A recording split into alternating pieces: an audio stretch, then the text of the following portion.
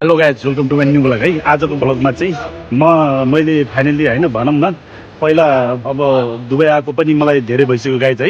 यहाँ चाहिँ मैले आफ्नो जब चाहिँ स्विच गरेको due to the some reason होइन, किनकि अहिले चाहिँ नेपालीहरूको चाहिँ भिसा लागिरहेको छैन गाइज है।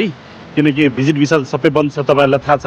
अनि त्यसपछि त्यो वर्किङ भिसा पनि बन्द छ। अनि सो द्याट चाहिँ मैले अहिले चाहिँ त्यो म पहिला फोटोग्राफी गर्थेँ गाइज होइन, अहिले चाहिँ यो डेलिभरीको काम अहिले यो तलाबात भनौँ न, तालाबादको जब गरेर छु गाइज म।